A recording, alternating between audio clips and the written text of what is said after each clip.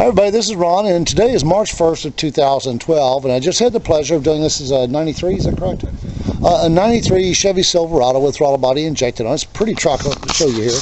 That's it. And this is the owner. Would you care to introduce yourself, sir, and tell everybody about your car, your make, model, that sort of thing? Okay, I'm David Reese. This is a 93 Chevy Silverado 4x4 pickup with this 5.7 liter underneath the hood. And I've been following Ron's stuff for a while, and I said go ahead and do it because price of gas and the amount of mileage I'm putting on every day just get to and from work, and also emissions are coming up. And last month I had all the wires replaced and the plugs replaced, so I had a total tune-up and it was running relatively good. But now we just did the test run on it, and the big thing I noticed is that I feel no vibration in the steering wheel. Like before, there being slightly off on the engine, it would be just little vibrations there. Also, another thing is it's smoother acceleration, and I don't smell any of the engine odors like I did before. And so there's some big improvements there. I still have a few more things to do on the truck, maintenance-wise, and that'll probably help the mileage there too. But right now, when I did punch it, finally, it was like about a mile away from here, and all of a sudden it accelerated like it's never accelerated before. It's very smooth on the acceleration compared to before it was very sluggish. So there is a distinct difference, and definitely the way the exhaust is right now. Before, you could always see a little smoke coming out, but there's no more smoke coming out. Well, that's a good sign then, I guess. Yeah. So now how long have you owned this truck, David? It's been about a year. Yeah, it was a grandfather's car, basically coming up from northern Arizona, and he drove it only about 8,000 miles a year and babied it, so that's one reason why I picked it up, because it had not been abused. Right. Just everything I'm doing to it has just been maintenance-wise. Right. And it's still it's a strong engine. Now it's a stronger engine. It's the big thing I noticed though is the smoothness and the odor. Very cool. Very, very cool. All right, so overall, now you saw what I did. Would you say a little groove makes a big difference, David? Well, that's obvious. It makes a difference. I talked to you about the reasons why they do that type of stuff too, and it's you can speak freely here. This is just fine. We do what's called a tripwire on sailplane gliders. Put a piece of tape at the rear of the wing to trip the airflow, and all of a sudden you got a 3, 4, 5% increase in performance on a wing. Wow. And this reminds me of some of the mods that they had done back in the 50s and 60s on carburetors that worked, and they just went away and nobody realized what they had done. Right. But this definitely does make an improvement. It's the grooving and cleaning up the throttle body and putting it back where it should be on its specs makes a huge difference. Oh, good. Now you also do something. I mean, so would you recommend the gauge mount groove for throttle body injected GM owners? Yes, especially after reviewing all your videos. I was bored at night. It seems like the small, the 350, the 5.7 liter engine seems to be the one that's having the best results on the GM vehicles. Pre-heavy computer, just the old basic computer works a lot better. Yeah, the TBI systems, they do, yeah. The more computers that you add onto the things, the less performance you'll ever get. But the older vehicles, they're well worth getting and fixing up and getting the good gas mileage. Well, now you're going to be going down for emissions pretty soon too. Can you bring me by a copy of the emissions slip? Yeah, I'd appreciate that. I'll put that up on YouTube.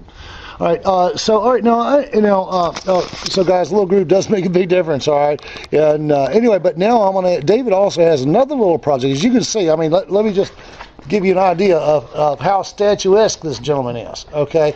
Now I'm just shy of 6 feet, about 5'11". All right. Say 5'10" and a half on a bad day. All right. So how tall are you, David? 6'11". 6'11". All right. Now you also do something else for large men. I build custom chairs for us that don't break. Yeah, and they're designed to contour to your back, so they don't. So you take the pressure off your back and take the pain out of your back. Now you've got a little sample you showed me a minute ago, right? Because would you care to show anybody? This is a crude one. Well, that's okay. That's right. Why don't you take it out? All right, guys, listen. You're going to love this design. It's made out of a single sheet of plywood. This is only half the chair. So yeah, it's only half one, but it'll give you. I mean, you guys are going to love this. Now you know I'm a gadget man, so I love gadgets, anything that's new and unique. And while he says this designs have been around for a very long time, He's working on building these things out of. Well, I'll just let him show you as best he can. This is the back. Okay, turn around. Let's show them how that lays out there. See the lounge, right? This so you sit on this part, right? No. This is the two-piece chair. Okay. The seat is elsewhere right now. The seat goes right here. Okay. The real one. All right. Right now we get about 300 pounds on this chair, but the new one that we're going to come out with will be 1-inch Baltic birch. And it'll carry about 400 pounds. Wow. And right now, this is just a model I made up just to experiment with the design. That's one piece of wood. This here's one piece. One piece of wood. You look at that, guys. Look at that. Isn't that amazing? I mean, that is so cool. And I understand you're going to be putting this into production. Do you have a website on this or anything yet? We're on Etsy. What? Spell it out for people. ETSY. ETSY.com or .com, and it's under Dave Reese Designs. Spell that for them too. DAVEREECE Designs. Okay. And if you look under Whimsical Child's Chair, one of my chairs will come up. Oh, wonderful. So you make these for kids too? Yeah, my grandkids are trying to destroy them, and after 3 months they haven't. That's pretty cool. Yeah, kids can destroy just about anything. But you're designing these to support men up to 450 pounds. Is that correct? Right. Wow. So are you excited about that? Well, I've been working on this project for a long time. It's just now the timing's right. I'm working out of a co-op shop where we have computer-controlled machines to make it now. And so it's like everything is falling together on how to do it. All right. And we're going to have websites up in the near future so people can see what we're doing. Yeah. But I'm tired of furniture that doesn't fit and furniture that breaks. And if you're a big man, you understand what I mean. That when you look at a chair and you go down very slowly and carefully because you don't know if it's going to support you. And my chairs were designed to plop into. Right on. So, you see, guys, remember, you heard it first here on Gadget Man Land. So, anyway, you got anything else you want to tell everybody out there in Gadget Man Land, Dave? No, it's, I'm not surprised that this is working.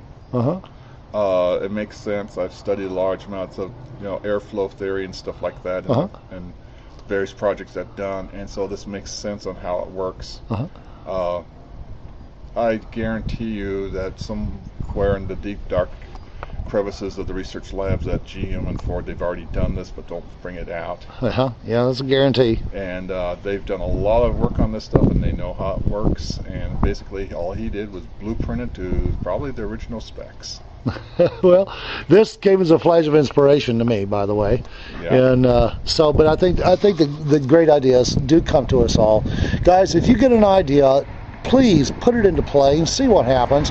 Refine your design, make it better, make this whole life better for all of us. We need your help. And if you're a tinkerer and want to learn a new technology, then come on board with me. Get over to GadgetManGroove.com, go to the Groovy forums, check out what everybody else is saying, because we have licensing programs that can get you started with your own business for as little as $500. So if you're a person of high integrity and live to help others, then get in touch with me. I promise you'll be glad you did, just like when you smile for a stranger. So I'll say God bless y'all richly and warmly, and we'll see you soon. Bye-bye now.